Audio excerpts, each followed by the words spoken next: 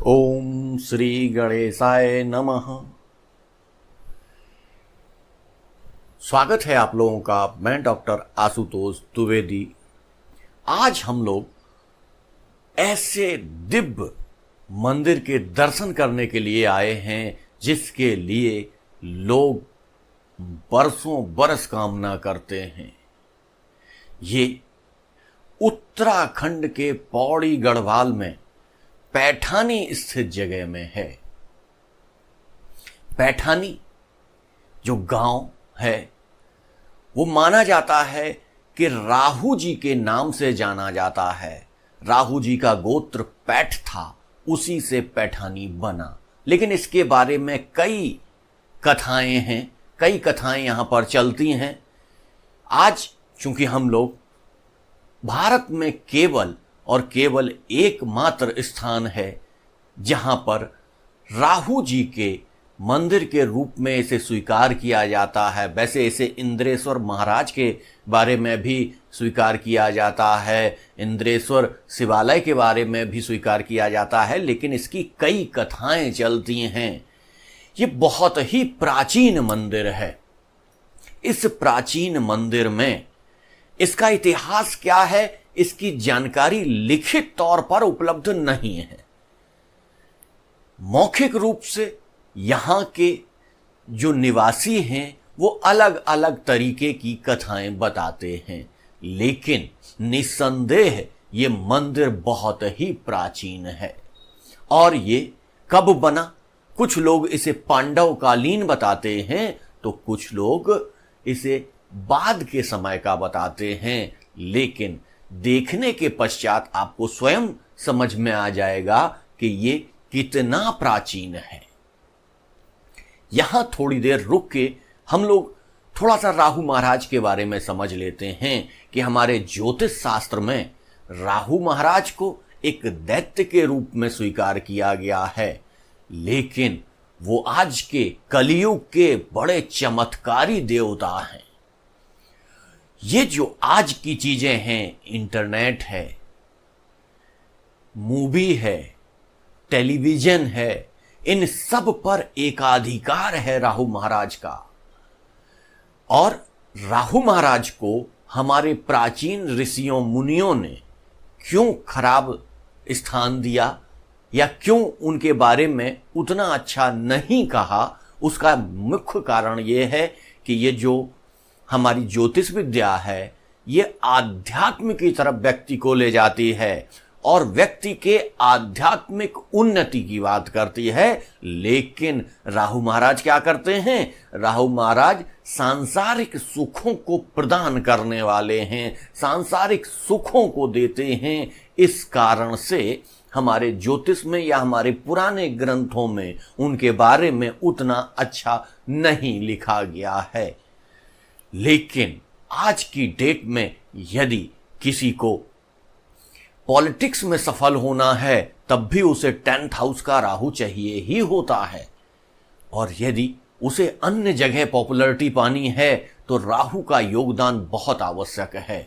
राहु महाराज, शनि महाराज किसी भी व्यक्ति को करोड़पति बनाते हैं, लेकिन राहु महाराज उस करोड़पति को अरबपति में परिवर्तित कर देते हैं। यदि आपको सांसारिक वस्तुओं की आवश्यकता है, सांसारिक चीजों की आवश्यकता है, तो आपको राहु महाराज की आराधना अति आवश्यक हो जाती है। यदि आप राहु महाराज की आराधना नहीं करेंगे, या कह लीजिए राहु महाराज आपके जन्मांक चक्र में उतने अच्छे नहीं होंगे, तो आपको इस संसार में उतनी सारी उन्नति, यश, कीर्ति, वैभव ये सारा प्राप्त नहीं होगा जिस मात्रा में राहु महाराज देते हैं। मैंने कई फॉरेन यूट्यूबर्स को भी देखा, हम लोग तो भारत में रहते हैं, कई फॉरेन यूट्यूबर्स को देखा जो कहते हैं कि मैंने राहु जी के मंत्र का जाप किया और विद इन 5 डेज चमत्कारिक परिवर्तन हुए उनके जीवन में, उनकी उन्नति बहुत तेजी से हुई। तो विदेश में बैठे लोग आज राहु महाराज के अस्तित्व को स्वीकार कर रहे हैं और हम भारत में बैठकर उनके अस्तित्व को नकार रहे हैं। तो चलिए आज हम लोग इस मंदिर के आपको दर्शन करवाते हैं, क्योंकि हमारे जो व्यूअर्स हैं वो बहुत दूर दूर देश में बैठे हुए हैं, तो वो यहाँ पर नहीं आ सकते हैं। तो उनके लिए मैं ये प्रोग्राम लेकर आया हूँ कि वो इस राहु मंदिर के दर्शन कर सकें और राहु मंदिर को देख सकें कि राहु मंदिर कैसा है, कैसा दिखाई देता है, किस स्थान पर है और उसकी क्या स्थितियां हैं। चलिए आइए हम लोग सीधे चलते हैं। यहां पर हम लोग देख रहे हैं कि ये जो दो नदियां आ रही हैं, इन दो नदियों का संगम हो रहा है। इनको यहां पर नयार नदी बोला जाता है। कुछ लोग इन्हें पूर्वी नयार और पश्चिमी नयार भी बोल देते हैं, लेकिन फिर कहा जाता है कि नहीं, पूर्वी नयार और पश्चिमी नयार तो सतपुली में मिलती हैं, इनका नाम नहीं है, इनको सीधा नयार नदी के नाम से ही जानते हैं। लेकिन नयार नदी, एक ये नदी सिवली खंड तरफ से आ रही है और एक ये नदी त्रिपाली सरण की ओर से आ रही है। यहां पर इन दोनों नदियों का संगम हो रहा है। तो और ये जो नयार नदी है ये गंगा की सहायक नदी है।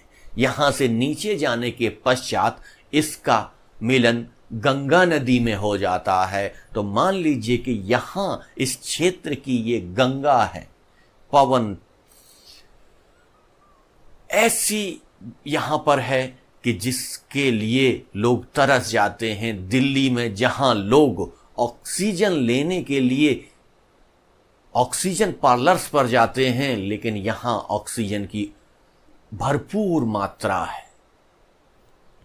इस संगम स्थल पर खड़े होने के पश्चात ही आपको अनंत आनंद की प्राप्ति होती है। संगम स्थल आपने देखा, संगम स्थल पर ही अब देखिए ये जो शिला है, इस शिला के हम लोग दर्शन करते हैं। इस शिला को राहु शिला के रूप में यहां पर वर्णित किया जाता है। अब इसका इतिहास क्या है, इसकी स्थितियां क्या हैं, इसकी बहुत ज्यादा लोगों को जानकारी नहीं है। लेकिन जैसा हम देख रहे हैं इस शिला पर लिखा हुआ है राहु शिला। तो ये राहु शिला के रूप में इसे यहां पर पूजा जाता है। ये इतनी बड़ी शिला रखी हुई है यहां पर। इसकी और स्थितियां क्या थीं, इसके बारे में लोगों को बहुत ज्यादा जानकारी नहीं है। सरकार ने इस मंदिर को संरक्षित श्रेणी में रखा हुआ है। जब उत्तर प्रदेश सरकार हुआ करती थी तब उत्तर प्रदेश सरकार के द्वारा इसको संरक्षित किया गया था। इसका बोर्ड ये आप देख रहे हैं। इसके साथ साथ अभी कुछ समय पूर्व ही इस मंदिर को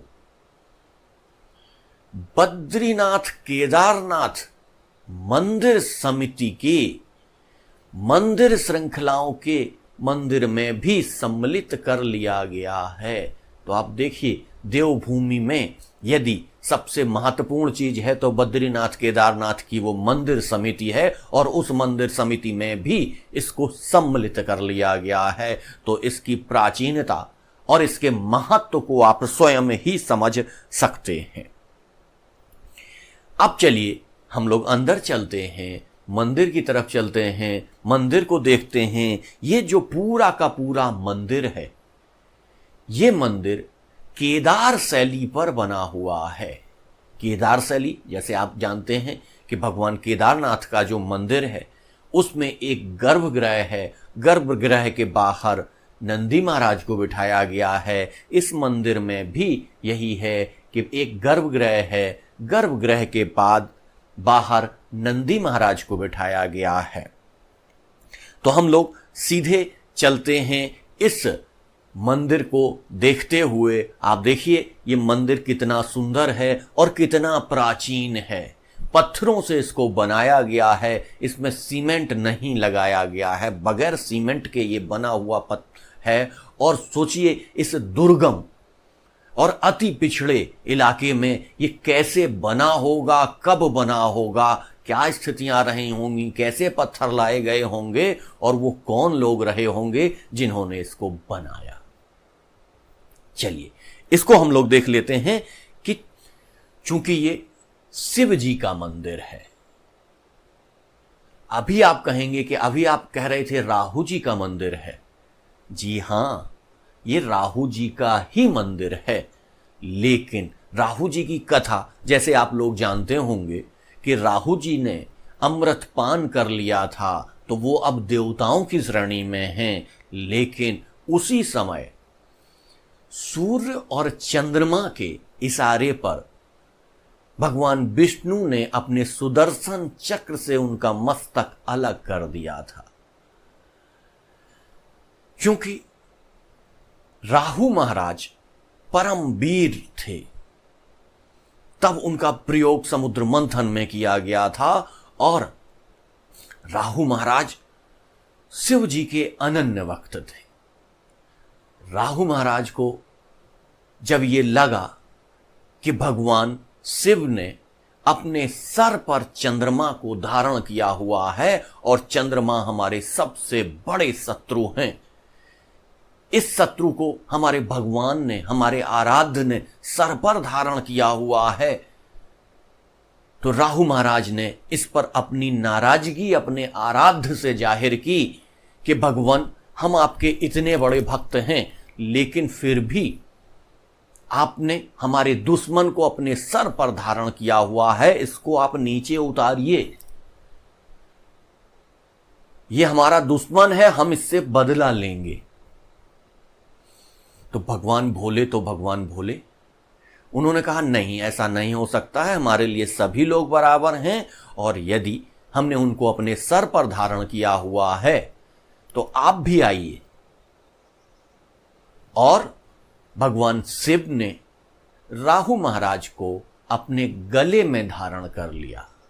आपको कई बार बताया जाता है कि भगवान शिव मुंडों की माला धारण करते हैं, तो जो वो मुंडों की माला है उसी में एक सर राहु महाराज का भी है और राहु महाराज के उस सिर को उन्होंने वहां धारण किया और उन्होंने कहा कि चंद्रमा जहां पर हैं उनको वहां रहने दीजिए, आप हमारे हृदय के सबसे नजदीक आइए, आप हमारे गले में आइए, हम आपको माला के रूप में आपको धारण करते हैं। तो वहां पर उन्हें माला के रूप में धारण किया गया। माला के रूप में धारण होने के पश्चात जब भी जहां पर भी शिव जी की पूजा होती है वहां पर राहु जी की पूजा नवग्रहों के रूप में की जाती है। लेकिन ये मंदिर तो उनका अपना क्षेत्र है, अपनी जगह है, तो ये आप दर्शन कीजिए, भगवान शिव के दर्शन कीजिए।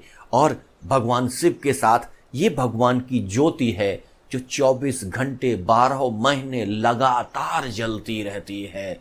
लगातार इस ज्योति का प्रज्वलन किया जाता है यहाँ पर, और इस ज्योति को देखने के बाद आपको एक असीम शांति प्रदान होती है, शांति प्राप्त होती है।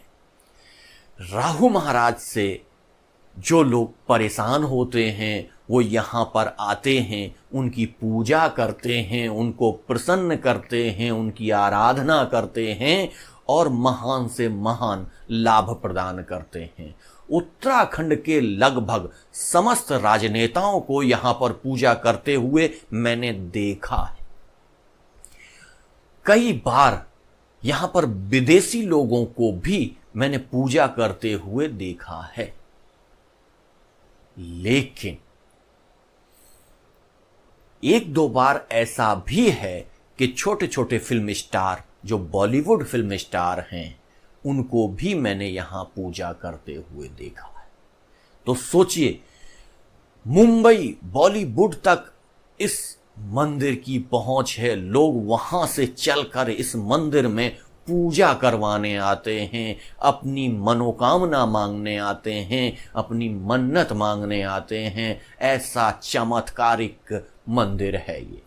जैसे ही हम लोग इस गर्भगृह से बाहर आते हैं, गर्भगृह के बाहर अन्य देवी देवताओं के मूर्तियां हैं, जिनको आप लोग देख सकते हैं, बाहर इनकी मूर्तियां हैं। यहाँ पर बैठकर ही आराधना की जाती है, यहीं पर बैठ के पूजा की जाती है, क्योंकि गर्भगृह में उतना स्थान नहीं है कि जिसमें आप बैठकर अपना मंत्र जाप कर सकें। तो गर्भगृह से बाहर आके मंत्र जाप किया जाता है और यहीं पे इनकी पूजा की जाती है।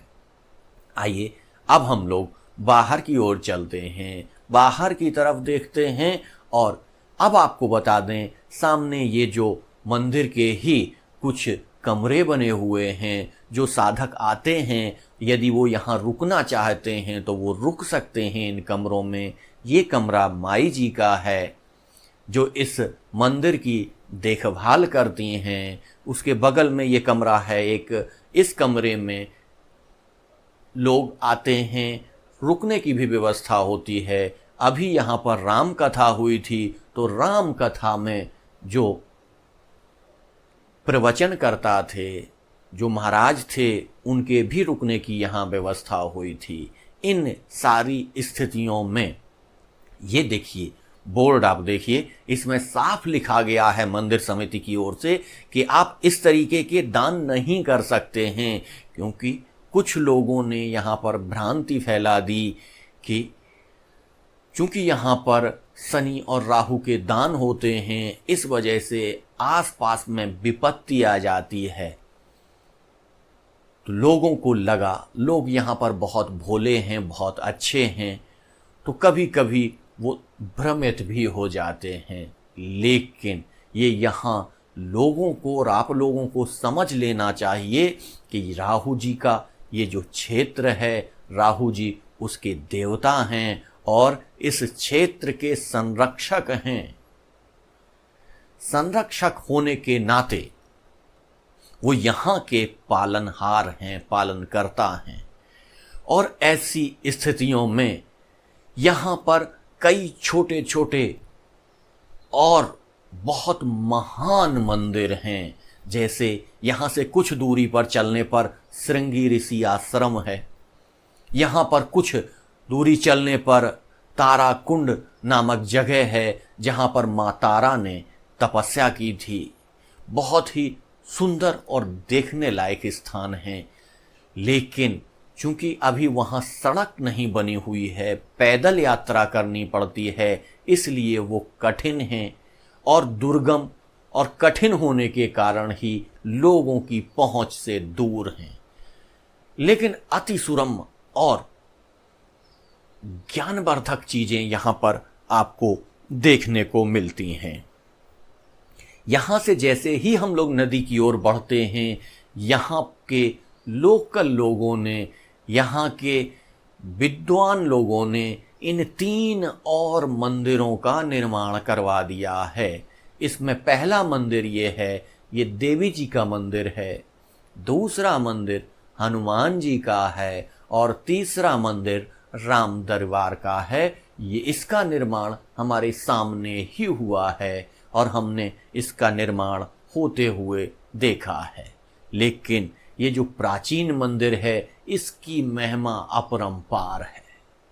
इसके बारे में जितना आपको बताऊं उतना कम है। मुझे लगा कि आप लोगों को इस मंदिर के दर्शन करने चाहिए।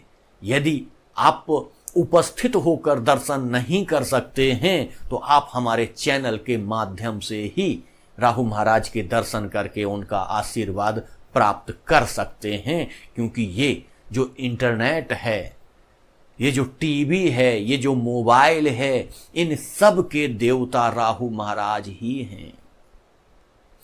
जैसा कि वर्णन है कि राहु महाराज क्या हैं? छल हैं। छल का मतलब ये नहीं है, निगेटिव दृष्टि में नहीं देखना है उसको। केवल ये है कि जहां पर जो चीज उपस्थित ना हो वहां पर वो चीज यदि दिखाई दे तो ऐसी सारी चीजों के देवता राहु महाराज हैं। जैसे टीवी में आप सीरियल देख रहे होते हैं, फिल्म देख रहे होते हैं, तो सीरियल और फिल्म में वो सारी चीजें नहीं हो रही होती हैं, केवल पर्दे पर आपको दिख रही होती हैं। आपका वो भ्रम होता है, आपका वो यथार्थ ज्ञान नहीं होता है, लेकिन उस भ्रम में आप इंजॉय करते हैं। तो ये जो भ्रामक, जो ऐसी चीजें हैं जो वहां उपस्थित नहीं होती हैं लेकिन दिखाई देती हैं, इन सारी चीजों पर एकाधिकार राहु महाराज का है। इस जनता पर एकाधिकार राहु महाराज का है। ये सारी भव्यता और विशालता के कारण ही राहु महाराज कलयुग के सर्वश्रेष्ठ शीघ्र प्रसन्न होने वाले देवता हैं। जैसे मैंने आपको फॉरेन यूट्यूबर्स का वो उदाहरण दिया था कि उन्होंने 5 दिन में अपने यूट्यूब चैनल पर मिलियंस सब्सक्राइबर्स कर लिए थे। ऐसे हैं ये चमत्कारी राहु देवता। राहु देवता के बारे में ये हमने आज आपको बताया। आज हमारा केवल और केवल यहां पर उद्देश्य इस मंदिर का आपको भ्रमण कराना था, इस संगम को आपको दिखाना था, इस दुर्गम क्षेत्र में इतनी महान चीज है इसके बारे में आपको बताना था। कैसे कैसे लोग आते हैं, कैसे कैसे यहाँ पर पूजा की जाती है, इसके बारे में विस्तार से आपसे चर्चा करनी थी। इसलिए मैं आपको लेकर आया। राहु महाराज के बारे में मैं कई और वीडियो लेकर भी आऊँगा। राहु महाराज किस तरीके से कुंडली में नेगेटिव होते हैं और किस तरीके से उनके परिणाम होते हैं, किन घरों में क्या परिणाम देते हैं, इसके बारे में विस्तार से एक श्रृंखला लेकर आऊँगा और विस्तार से आपको बताऊँगा। उत्तराखंड चूंकि मेरी कर्मस्थली है और कर्मस्थली जब मैं यहाँ आया तो मानिए मैं यहाँ का ही होकर रह गया। यहां से जाने की ही इच्छा नहीं होती है। तो ऐसे इन अद्भुत जगहों का दर्शन मैं आपको कराता रहूंगा और जैसे ही मैं जिस भी देव स्थल पर जाऊंगा आपके लिए एक वीडियो बनाकर आपके लिए प्रेषित करूंगा। आज का टॉपिक यहीं तक रखूंगा क्योंकि वीडियो बड़ा हो जाता है तो आप लोग नाराज होने लगते हैं कि सर वीडियो ज़्यादा बड़ा बनाते हैं। कई लोग तो कहने लगते हैं बस करिए सर क्या कर रहे हैं। तो आज का टॉपिक यहीं तक। जय श्री गणेश जी। धन्यवाद।